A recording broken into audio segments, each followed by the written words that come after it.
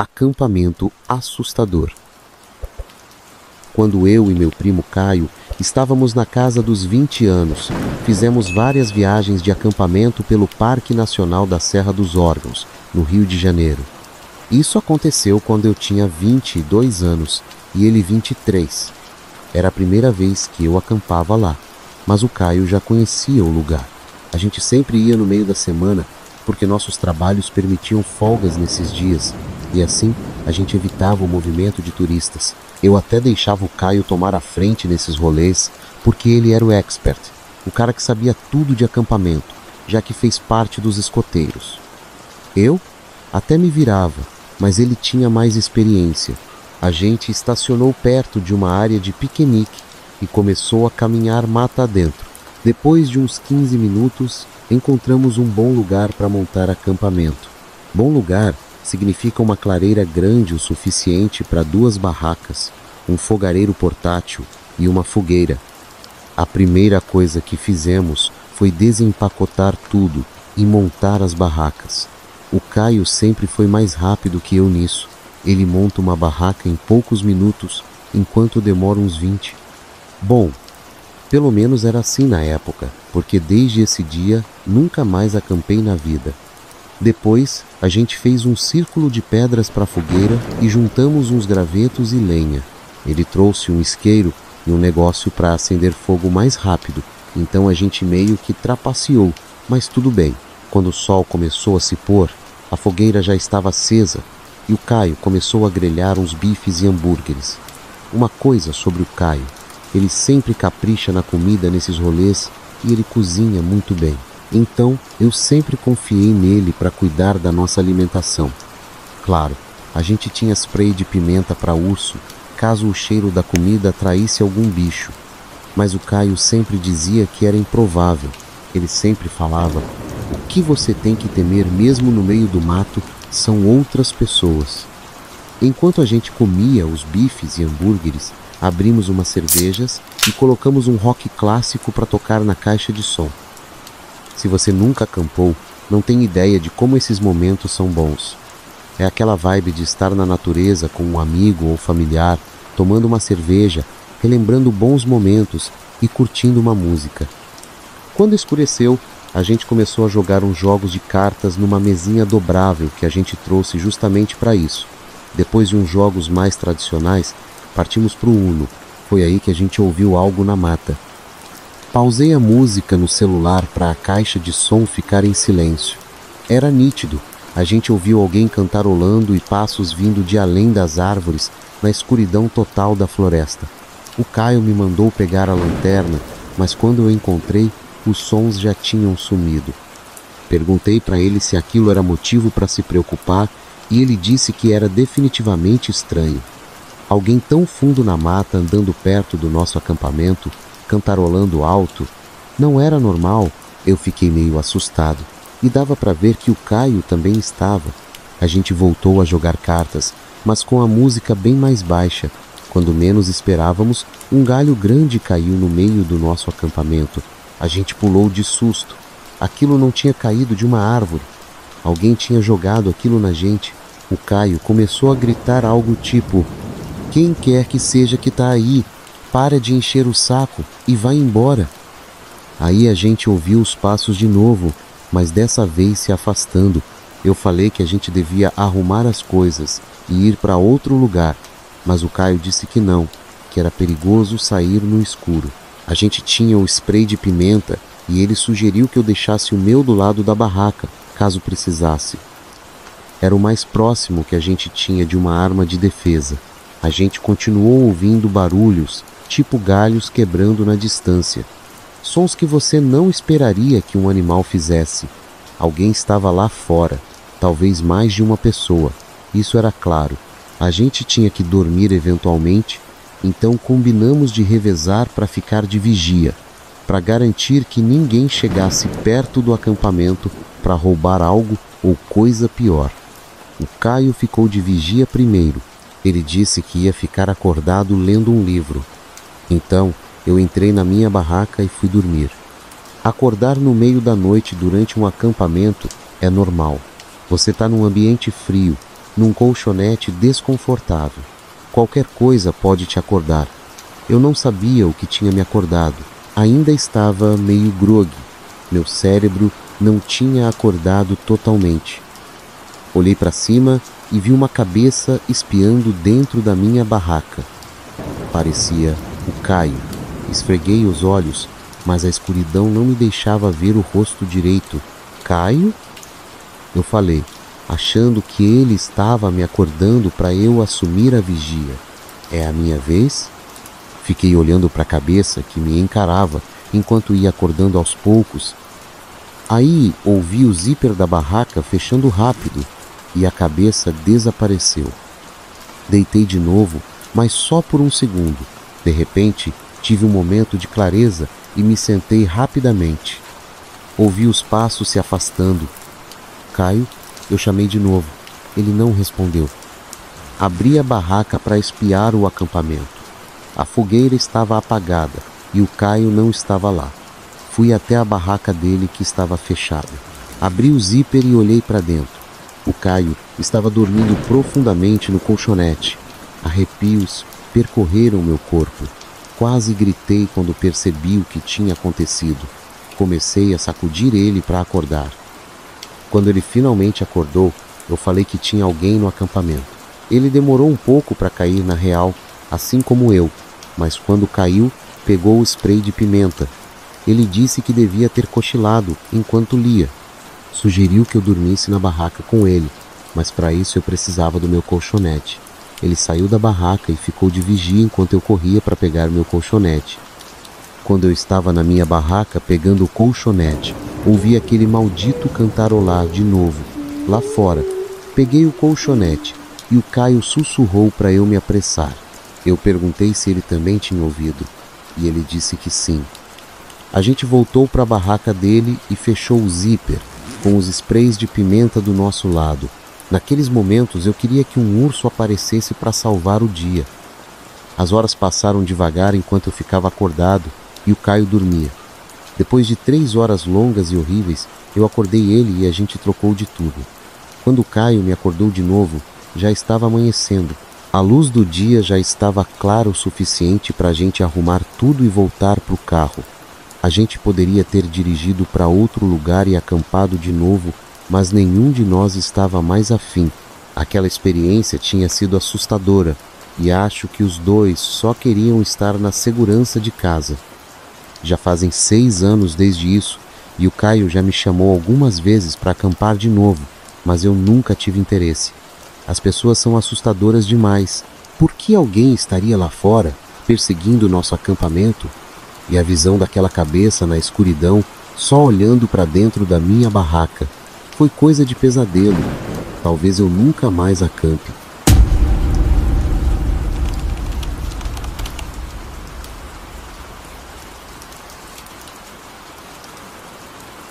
A cabana na montanha. Quando eu era mais novo, lá pelos meus 20 e poucos anos, acabei herdando uma grana depois que meu pai faleceu. Na época, ele e minha mãe tinham uma cabana em Campos do Jordão, perto do Pico do Itapeva. A cabana estava para ser vendida, porque minha mãe não conseguia mais pagar as contas e alugar não cobria os custos. A venda já estava quase fechada, mas faltava um mês para finalizar a papelada. Então pensei, por que não aproveitar esse tempo para dar uma escapada e limpar a cabeça? Na época, eu estava passando por umas paradas pesadas. Então larguei o trabalho, peguei minhas coisas de snowboard, meu cachorro Brutus, e fui para a cabana no carro do meu pai. Nos 2 primeiros dias, tudo foi tranquilo. Nada de anormal. Passei o dia brincando com o Brutus na neve, fazendo snowboard e à noite, jogando PlayStation ou ouvindo música, bebendo e fumando na varanda. Eu tinha estocado comida, cigarro e bebida, então estava de boa. Com a companhia do meu cachorro e uns filmes para me distrair, eu estava bem relaxado, depois de toda a confusão que tinha rolado antes. A cabana tinha 2 andares. No térreo ficava a sala de estar, um quarto de hóspede e uma cozinha pequena. No andar de cima Tinha mais 2 quartos e uma varanda que dava para o quarto principal. Eu passava a maior parte do tempo na sala, na cozinha ou no quarto principal. Nunca entrava nos outros cômodos e sempre deixava as portas fechadas. No terceiro dia, as coisas começaram a ficar estranhas. Na região, só tinha mais 2 cabanas perto da nossa, a uns 200 metros de distância. O resto das cabanas ficava a mais de 1 quilômetro. A gente estava cercado por uma mata densa, cheia de pinheiros altos. Eu já sabia que as outras cabanas estavam vazias, porque nos dias anteriores não tinha visto ninguém por lá. No meio do dia, enquanto eu estava lá fora com o Brutus, reparei em algumas pegadas na neve ao redor da cabana. A neve ainda estava caindo, então as pegadas pareciam meio frescas, como se alguém tivesse passado por ali uns 20 ou 30 minutos antes. Pensei que talvez alguém tivesse chegado numa das cabanas próximas e eu não tinha percebido. Talvez estivessem lá quietos, assim como eu. Enfim, não dei muita importância e voltei para dentro. Quando anoiteceu, decidi ir dormir. O Brutus estava deitado na cama comigo, quando de repente as orelhas dele se levantaram, como se ele tivesse ouvido algo. Ele pulou da cama e correu escada abaixo, para a sala. Eu fiquei deitado, meio assustado, e ouvi ele andando para lá e para cá. Depois de uns 5 minutos, ele voltou correndo e começou a fazer aquela dança de cachorro, sinal de que queria fazer xixi ou sair. Bom, não tinha como negar, então desci com ele. Só que, assim que a gente saiu, ele não quis fazer xixi. Ele começou a puxar a coleira, tentando me levar para perto da mata, onde eu tinha visto as pegadas antes. Ele também ficou cheirando o lado da casa e olhando para o telhado. Estranho, mas pensei que talvez tivesse algum bicho por perto e ele quisesse caçar. Como eu não estava a fim de correr atrás de nada, puxei ele de volta para dentro. Meia hora depois, eu estava deitado na cama quando ouvi um barulho no telhado. Parecia umas pisadas, tipo de cascos. Foram uns 6 passos, e eu tentei me convencer de que era só um pinha caindo ou algum bicho da floresta. Mas o negócio é que os passos pareciam espaçados, como se fossem de uma pessoa. Aquilo me deixou bem assustado. O Brutus também ouviu e correu para a porta da varanda, esperando que eu deixasse ele sair. Bom, eu me considerava um cara durão na época, então peguei meu casaco, calcei os tênis, acendi um cigarro e peguei uma lanterna. Fui para a varanda dar uma olhada. Assim que saí, acendi o cigarro e comecei a iluminar o telhado com a lanterna. Não tinha nada lá, e a neve no telhado estava intacta. Estranho. Será que eu tinha imaginado tudo? E o Brutus? Será que ele estava só reagindo ao meu medo? Comecei a me acalmar e fiquei fumando, olhando para as estrelas e para os pinheiros perto da cabana. Foi aí que eu vi. Num pinheiro um pouco mais alto que a cabana, a uns 6 metros de distância, tinha uma figura agachada entre 2 galhos. Era muito alta, tipo uns 2,5 metros, e magra pra caramba. Estava agachada num galho, com os braços brancos e compridos esticados acima da cabeça, segurando o outro galho. A boca dela estava aberta, mas sem expressão nenhuma. Que porra é essa? Eu pensei, sem acreditar no que estava vendo. Fiquei parado, encarando aquela coisa que não se mexia. O Brutus ficou atrás de mim, andando de um lado para o outro e latindo baixinho. A coisa continuou imóvel. Apertei o cigarro e pensei em iluminar ela com a lanterna, mas algo na minha cabeça gritava para não fazer isso. Então voltei para dentro de ré, puxei o Brutus e tranquei a porta. Acendi a lanterna de novo e apontei para onde a coisa estava, mas não tinha mais nada lá. Fechei as cortinas e voltei para a cama. Mais tarde, naquela noite, ouvi uns leves batidas na porta da varanda, como se alguém estivesse batendo no vidro com os dedos. Era constante e não parou por quase 1 hora. O Brutus ficou encarando a porta, mas não chegou perto.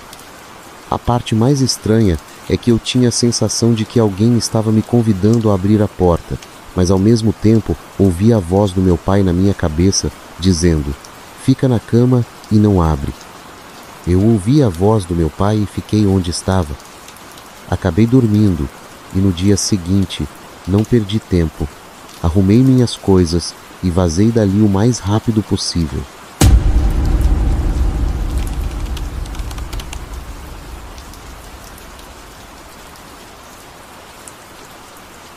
O celular barato. Certa vez, há um tempão atrás, eu estava procurando um celular novo no Facebook Marketplace e no OLX. Na época, os iPhones ainda tinham o botão Home, então devia ser um iPhone 7 ou algo assim. Encontrei um anúncio de um cara chamado Melvin, que estava vendendo um iPhone novo, ainda lacrado, por uns R$ 1.500. Era um preço muito bom para a época. O Melvin parecia gente boa no chat. Ele me mandou um vídeo mostrando a caixa do celular, ainda lacrada, e me deu todos os detalhes. Disse que o aparelho era desbloqueado e nunca tinha sido usado. A gente trocou o número e combinou um lugar para eu pegar o celular. No anúncio, ele estava mais perto da minha casa, mas no chat ele disse que tinha ido para uma cidade a 1 hora de distância. Não fiquei muito feliz com isso, mas o preço estava bom demais para deixar passar. Chamei uns amigos para me acompanhar, para não ir sozinho. No fim, só a Martina topou ir, com a condição de que eu pagasse um lanche para ela. Combinado. O Melvin me mandou o endereço de uma delegacia na cidade onde ele estava, dizendo que só fazia negócios em estacionamentos de delegacia para evitar golpes. Isso até me deixou mais tranquilo. Peguei a Martina no caminho por volta das 8h30 da noite e partimos. Com ela no carro, a viagem foi mais divertida e a gente estava planejando o que fazer depois, já que era sexta-feira. Quando saímos da rodovia, entramos numa área bem isolada, cheia de mato e poucas casas. A delegacia ficava num lugar bem quieto. E quando chegamos lá, não tinha ninguém no estacionamento. Só carros da polícia. Demos uma volta no prédio e não vimos o tal Melvin, que disse que estava num Nissan Versa preto. Resolvi ligar para ele e ele atendeu. Disse que o carro dele tinha quebrado na estrada e perguntou se a gente podia ir até ele. Ele mandou a localização. E quando olhei nos GPS do celular, era num trecho da estrada sem nada por perto, só mato dos dois lados. Ele quer que a gente vá ajudar a dar partida no carro. Eu falei para Martina, que já estava balançando a cabeça, dizendo que aquilo era furada. Eu concordei com ela, mas como já tínhamos dirigido 1 hora, não queria voltar de mãos abanando. Decidimos passar pelo local para dar uma olhada. Quando chegamos lá, vimos a luz de um carro refletindo na estrada escura. Era um carro preto, mas não dava para ver ninguém dentro ou perto dele. A Martina falou para eu continuar dirigindo, e eu não pensei 2 vezes. Assim que passamos pelo carro, o Melvin começou a me ligar sem parar. Eu ignorei todas as chamadas. Ele mandou uma mensagem. Eu vi você passar. Por que não parou? Volta. Ignorei de novo. A Martina, que era bem positiva, riu da situação e disse: beleza, você me deve um lanche. Procuramos um restaurante perto e paramos para comer. Era um lugar pequeno e vazio, mesmo sendo sexta-feira. A garçonete acabou de pegar nosso pedido de café quando um cara de capuz entrou e sentou no balcão. Ele olhou para a gente algumas vezes e eu sussurrei para Martina: não olhe agora, mas acho que é o Melvin. A garçonete trouxe nosso café e perguntou se a gente queria pedir algo. Eu disse que ia pensar. Quando ela entregou o café para o cara, ele falou alto: obrigado, querida. Era a voz do Melvin. Eu falei para Martina: é ele, precisamos pagar e vazar. Chamei a garçonete e pedi a conta, sussurrando que algo estava errado. Ela perguntou se tinha algum problema e eu disse que a gente só queria o café para a viagem. O cara olhou para a gente quando eu falei isso. A garçonete trouxe a conta, a gente pagou, tomou o café rapidão e vazamos. Quando entramos no carro, a Martina falou: ah, meu Deus, ele está levantando. Olhei para dentro do restaurante e vi o cara saindo em direção à porta. Saí rápido do estacionamento e peguei a estrada. A gente viu um carro preto estacionado lá que podia ser o mesmo que a gente tinha visto na estrada. Eu estava dirigindo rápido, mas logo apareceu uma luz no painel avisando que a pressão do pneu estava baixa. Parei o carro e descobri que o pneu tinha sido furado. Tive que trocar pelo estepe, o que levou uns 15 minutos. No fim, a Martina ganhou o jantar dela, e a gente transformou aquilo numa história maluca para contar para os amigos. Mas foi assustador pensar o quão perto a gente esteve de cair numa armadilha. A Martina e eu sempre olhamos para trás e contamos essa história como um daqueles momentos em que a gente escapou por pouco de algo muito pior.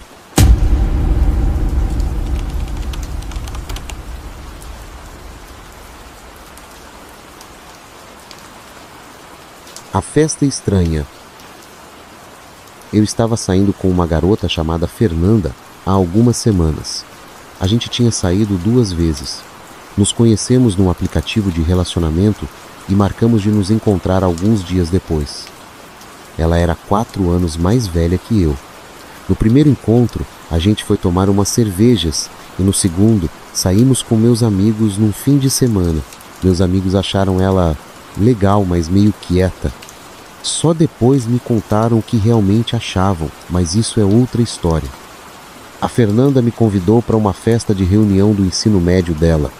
Ela disse que não queria ir sozinha, e como ela tinha saído com meus amigos, eu senti que devia retribuir. A festa ia ser na casa de um cara rico da turma dela, num sábado à noite. Nunca fui numa reunião de ensino médio, mas pelo que sei, essas coisas geralmente são em bares ou salões de festa. A casa do cara era bem chique, com um portão na entrada, mas não tinha carros caros estacionados. Pensei que talvez ele tivesse guardado o carro na garagem. Assim que entramos na casa, senti que todo mundo estava olhando pra gente, principalmente para mim. Algumas pessoas vieram cumprimentar a Fernanda, mas logo começaram a me fazer um monte de perguntas pessoais, tipo minha história de vida, o que eu fazia, com quem eu morava. Foi quase um interrogatório. A Fernanda me puxou para longe delas, mas a sensação era que todo mundo estava me encarando. Outra coisa estranha era que as pessoas ali pareciam mais velhas do que a Fernanda tinha dito que eram. Ela me contou que tinha 28 anos, mas muita gente ali parecia ter mais de 30. Comentei isso com ela, e ela só disse: alguns não estão envelhecendo bem. Perguntei se ela lembrava de todo mundo, e ela disse que sim. Aí eu perguntei quem era o dono da casa, porque estava curioso para conhecer o cara. Ela disse que ainda não tinha visto ele. A festa inteira foi estranha. Não tinha música, e todo mundo estava vestido de um jeito esquisito, nada parecido com o que gente de 28 anos costuma usar. Eu estava ficando cada vez mais desconfortável com os olhares que eu estava recebendo, então falei para Fernanda que ia ao banheiro. Na verdade, só queria dar uma volta pela casa para ver se encontrava algo que explicasse aquela vibe estranha. Encontrei o banheiro e entrei, mesmo sem precisar. Tranquei a porta e fiquei lá um tempinho, tentando me acalmar. Mandei mensagem para os meus amigos contando como a festa estava esquisita e perguntando como eu poderia convencer a Fernanda a ir embora mais cedo. Já tínhamos ficado uns 30 ou 40 minutos lá e o tal dono da festa ainda não tinha aparecido. A Fernanda mandou uma mensagem: "Cadê você?" Respondi que estava no banheiro e que a festa estava muito estranha. Ela perguntou por quê e eu disse que todo mundo estava agindo de um jeito esquisito. Nisso, alguém bateu na porta do banheiro. Lavei as mãos rápido e saí. Tinha um cara esperando do lado de fora. Ele era um dos mais jovens ali, e quando eu saí, ele sussurrou: "Você deveria ir embora. Essa mina não é quem ela diz que é." Eu congelei. Ele perguntou o que a Fernanda tinha me contado sobre a festa, e eu disse que ela tinha falado que era uma reunião do ensino médio.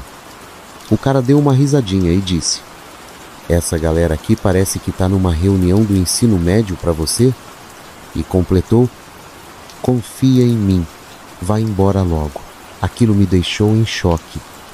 Eu já estava desconfiado, e aquele cara só confirmou que tinha algo errado ali.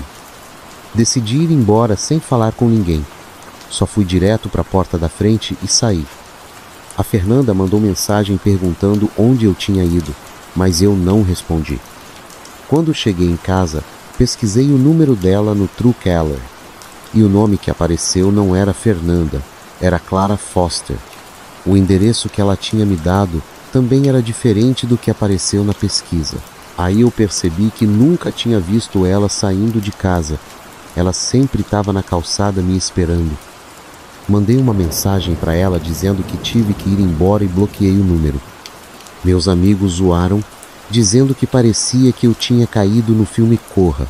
Alguns até acharam que eu estava exagerando, até eu contar sobre o nome falso que ela tinha me dado. Até hoje, a gente fica tentando adivinhar o que realmente estava rolando naquela festa.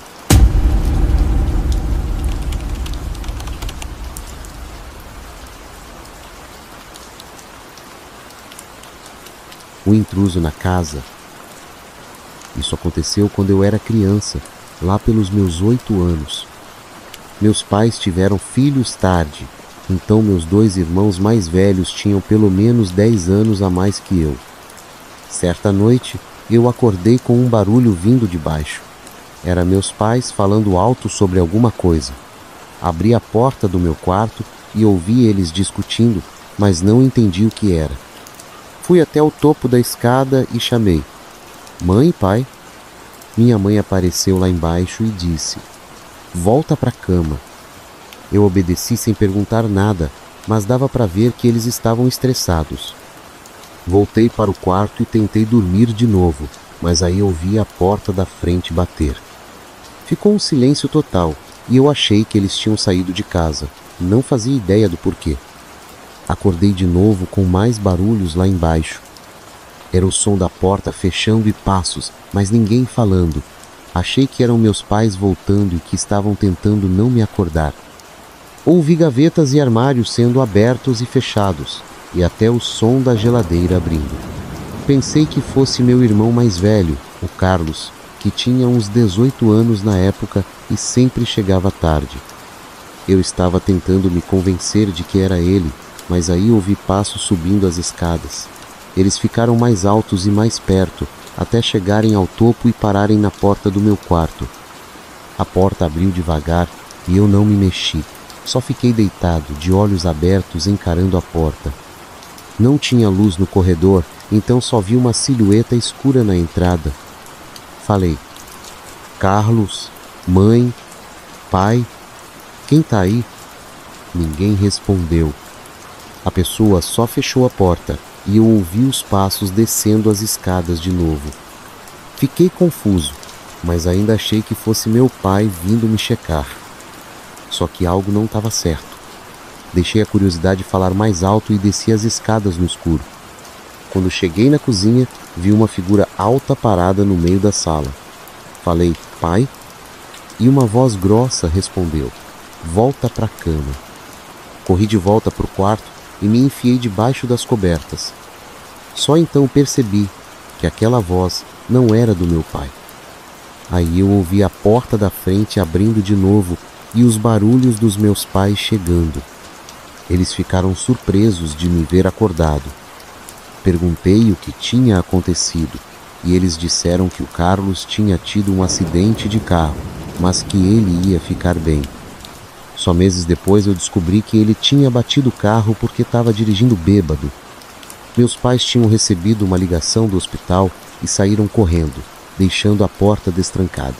Quando eu contei para eles sobre a pessoa no meu quarto e na cozinha, minha mãe surtou. Meu pai pegou uma arma e revistou a casa, enquanto minha mãe ligou para a polícia. No fim, acho que nada foi roubado. Mas aquela sensação de ter um estranho dentro de casa foi assustadora. Imagina passar por isso com 8 anos de idade.